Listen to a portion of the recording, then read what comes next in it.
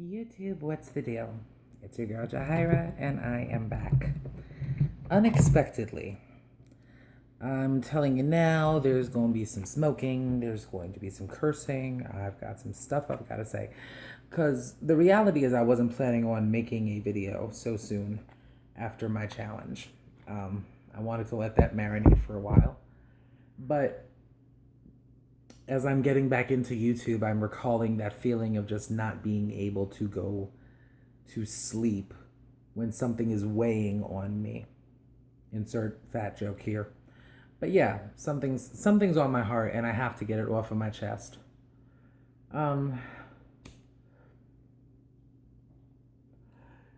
Many of you who found your way to my channel in recent months since the beginning of the year found your way. Shouts out if you remember these. I know it's way old school, but they still work. Most of you who found your way to my channel this year found your way as a result of a video that was made. And apparently, we have all decided to change this particular YouTube personality's name to Bobby. And I'm not sure why. I have no idea what the backstory is behind Bobby, but fuck it, I'm a joiner. What the hell? Bobby it is.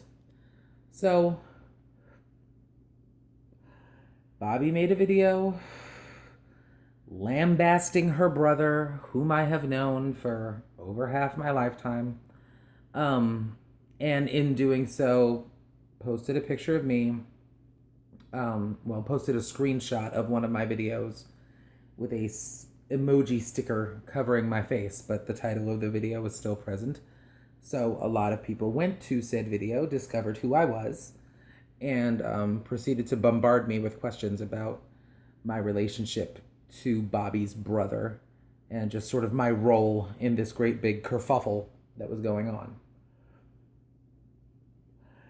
And in the past couple of days, I have watched delightedly, I must say, as Karma Sandiego has once again popped up in the world and handed Bobby a dose of herself. One of Bobby's former friends is always a strong word when it comes to Bobby, so we're just going to say, quote, cohorts, discovered that he was not exempt from Bobby's ways and proceeded to lash out in turn. And this was arguably her greatest supporter. He was making videos on her behalf, just doing all kinds of free bullshit. And now he sees the truth for what it is. And I really want to be clear that this is not about gloating. I'm not here to gloat. I'm striving not to be here to gloat. There is a minute desire to gloat. Not gonna lie. But I wanted to give y'all some information that you hadn't had before. Mainly one thing, possibly two. What the hell? I'm feeling generous. The first thing is that up until now, I have never, ever confirmed or denied whether or not I had a relationship with Bobby's brother of any sort. Beyond the fact that I've known him for years, we maintain a friendship to this day. I've always put that out there, and that remains as of now. But I never alluded to whether or not it had been more than friendship at any given point. And I'm not going to now. But I'm going to tell you why I didn't, which I've never done before.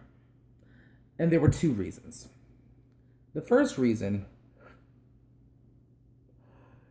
was because I failed, and when I tell y'all, and I don't mean to digress, but I mean the way that I was damn near assaulted with messages on all of my social media that was available. People found my Facebook and wrote in my, the other mailbox that you get from people that you don't know, asking me, people on Instagram, people on Twitter. I mean, everywhere I was being asked about um, her brother, Derek. I was being asked about Derek. I'm tired. I don't have the energy to facsimile, make up a name. Anyway, um, and I refuse to answer the question, but this is the reason why I refuse to answer the question. I failed to see and continue to fail to see how answering that question would benefit me. And that's just real talk. I still cannot envision a scenario in which I come out ahead by answering this question. Because if I was to say, theoretically, that Derek and I had some great torrid love affair that was like the love of all ages, and Romeo and Juliet had nothing on us, and it was just hot and heavy all day long. If I was to say some stuff like that, I would then be affirming Bobby's assertion that by virtue of being in a relationship with me, that her brother was gay.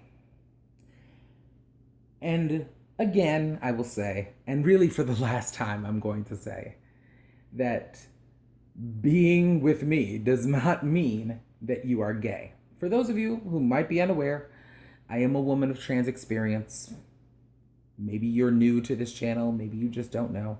I'm a woman of trans experience. I'm what the kids nowadays call transgender, although my womanhood to me comes first. And I arrived at womanhood by way of a transition. Ergo, I am a woman of trans experience. So being with a woman like myself does not mean that you are gay. Being with me does not mean that you are gay. Being with me means that you have excellent taste. There's that. So I refused to give Bobby the satisfaction of being able to do some weird I told you so bullshit. In that scenario, you know what I mean? If I was to say that, that's what would result. And if I was to say that her brother and I, never had anything going on, am I also by virtue of, dismissing that? Am I complicit in this framework that being with somebody like me defines you in a certain way or categorizes you in a certain way? So that was the main reason why I never answered that question. And here's the other reason why I never answered that question. Bobby's brother has children. 3 gorgeous children. And Bobby's brother's oldest son was conceived in my house. I mean, this is how far back it goes. He was conceived in my house. You got to understand, how deep this thing goes. I know Bobby, I know of Bobby. I have seen Bobby before. Bobby has seen me before, whether she remembers it or not. But I know Bobby's brother. I know his other sister. I know his mother. I know his baby's mother. I know his baby's mother's mother. His baby's mother's 2 brothers. This is a thing. You understand what I'm saying? Like, this is not just some random, like, fly by night, 2 ships passing, see you when I see you kind of, but like, I had relationships with these people. These people were my people. I really experienced all of us in a friendly manner. So it's not just about me, and it's not just about Bobby's brother. There's degrees of separation that are really not too far involved. There are other, players involved. And for me, the idea that Bobby's brother's oldest son, who is absolutely of age, where I'm sure he's already jumping on YouTube, could come across and see his aunt making these vile, defamatory, egregious, reprehensible, damn near demonic accusations about members of their family is heart-wrenching to me. It's heart-wrenching to me because you're talking about a kid, oh my God, is he even 20? It's 2016. No, he's still a teenager. You know what I'm saying? And this is about his family. These secrets, this desire that Dike had to purge herself, and some other shit. You know what I'm saying?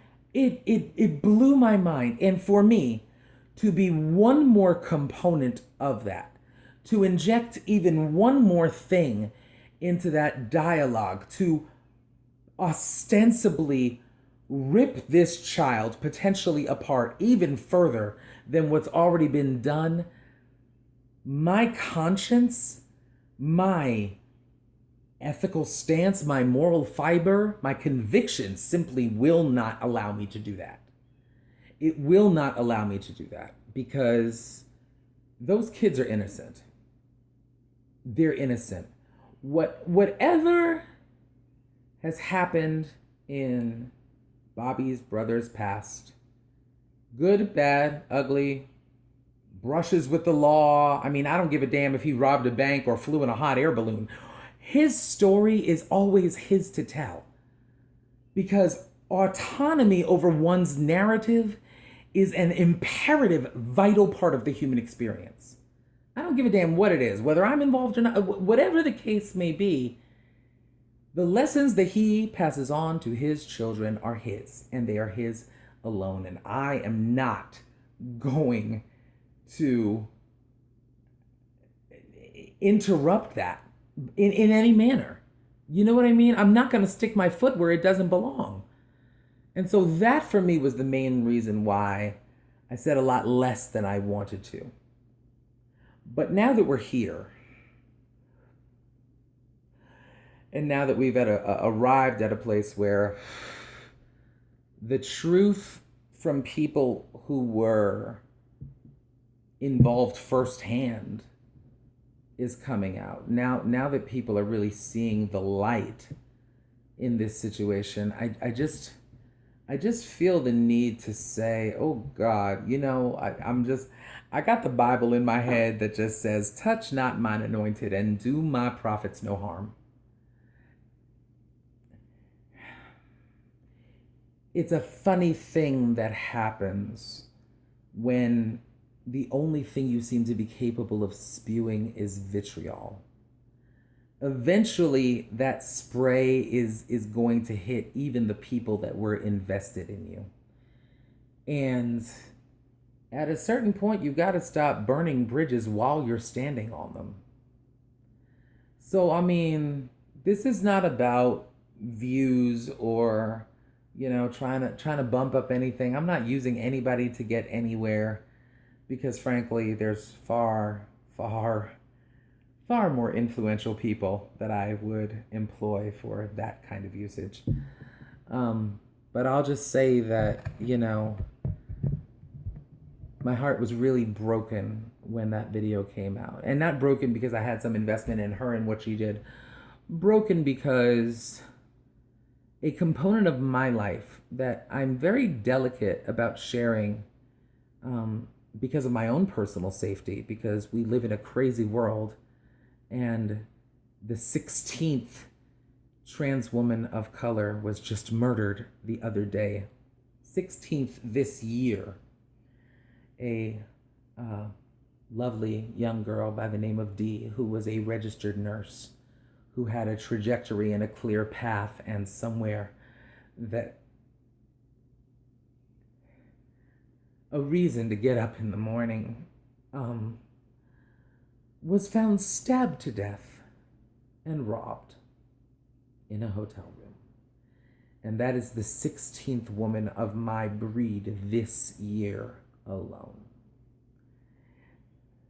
And these things always force you to consider your own mortality. And so I say all this, and I'm sorry for being a little verklempt, but I say all this to illustrate the point that when my truth, my business, my life became broadcast to the tune of over 100,000 subscribers without my consent, permission, knowledge, or anything I had done to initiate that reaction, when I was simply put up, on the chopping block for the purpose of trying to prove a point about somebody else, I became very frightened for my own safety.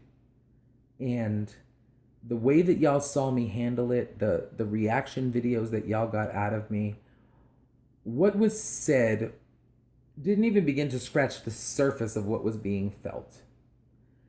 And so now that we're here, now that exposure has come to light and people are seeing Bobby for who and what she is, do I feel a sense of vindication? Yeah, I do. And I don't wish any harm on anybody. And I just want to see us all live and all win, because life is incredibly short and we're living in scary times. But does it feel good to know that the person that I got introduced to is now sort of common, widespread knowledge? Yes, it does. So, that's the way I feel about that. And I think that I can officially put this to bed. The other thing that I had never divulged before, because I really didn't know until recently, just to let y'all know, was that she actually hit me up. Bobby hit me up back in November on the One Love Lounge, my official Facebook page. She reached out to me, and because I had taken that year off, I didn't check it. She reached out to me twice within a 3-day span in November. And if you want to go to the One Love Lounge, and if you have a desire to see the screenshot, I don't mind. It means next to nothing from me or to me. But yeah, so now you know more than you did, and you know just about all that there is to know. And this is over, and I'm glad it's over. And so for those of you who stick around sort of in the face of all of that madness, I appreciate you. And I'll be back really soon. So yeah, Karma Sandiego, a true motherfucker. I'm out, y'all. One love.